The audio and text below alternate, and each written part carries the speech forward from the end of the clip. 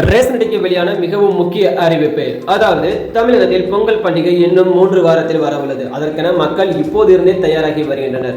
தங்கள் சொந்த ஊர்களுக்கு செல்ல திட்டமிட்டு வருகின்றனர். தீபாவளியை காட்டிலும் பொங்கல் பண்டிகை தமிழகத்திற்கு அதிக முக்கியத்துவம் வாய்ந்ததாக கருதப்பட்டது. அது மட்டும் இல்லாமல் அந்த தினத்தில் மக்கள் தங்கள் வீடுகளுக்கு பொங்கல் வைத்தும் மாட்டு பொங்கல் தினத்தில் மாடுகளை வழிபட்டும் கொண்டாடி வருகின்றனர். பொங்கல் பண்டிகை கொண்டாடும் விதமாக தமிழக அரசு சார்பிலும் மக்களுக்கு சிறப்பான பரிசு தொகுப்புகள் வழங்கப்பட்டு வருகிறது.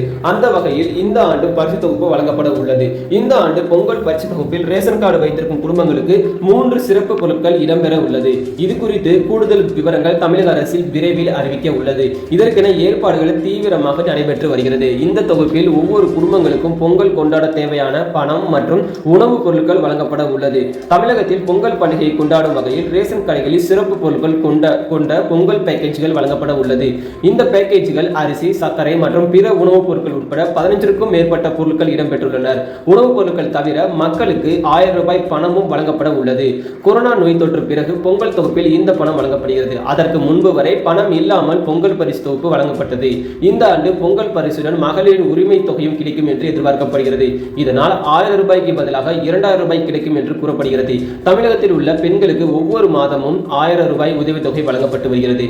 ஆனால் இந்த முறை பொங்கல் பரிசில் சேர்த்து வழங்கப்படும் என்பதற்கென அதிகாரப்பூர்வ அறிவிப்பு எதுவும் இல்லை.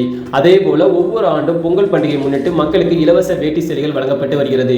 இந்த ஆண்டு இந்த புடவை மற்றும் வேட்டி சேலைகள் வழங்க டெண்டர்கள் விடப்பட்டு அனைத்தும் தயார் நிலையில் உள்ளனர். இந்த பொருட்கள் விரைவில் தமிழகத்தில் உள்ள பல்வேறு பகுதிகளுக்கு அனுப்பப்பட்டு பொங்கல் பரிசுகள் வழங்கப்படும். நேரம் வரும்போது மற்ற பரிசுடன் சேர்த்து இவையும் வழங்கப்படுவதற்கான ஏற்பாடுகள் செய்யப்பட்டுள்ளன. மகளிரின் உரிமை தொகை ஒவ்வொரு மாதமும் 15ஆம் தேதி வழங்கப்படுகிறது. இந்த முறை பொங்கல் பண்டிகை வருவதால் 10ஆம் தேதிக்கு முன்பே பணம் கிடைக்கும்படி தமிழக அரசு ஏற்பாடு செய்துள்ளது. இதனால் பொங்கல் பரிசாக ரூபாய் 1000 மகளிர் உரிமை தொகை, பொங்கல் பரிசு தொகுப்பு மற்றும் இலவச வேட்டி சேலைகளை கிடைக்க உள்ளதாக தகவல் வெளியாகியுள்ளது. இதே மாதிரி ரேஷன் அட்டைக்கு வழங்கப்படும் முக்கிய தகவலை மட்டும் தெரிஞ்சு கொள்ள எப்போதுமே நம்ம சேனலுடன் இணைந்திருங்கள். அனைவருக்கும் நன்றி, வணக்கம்.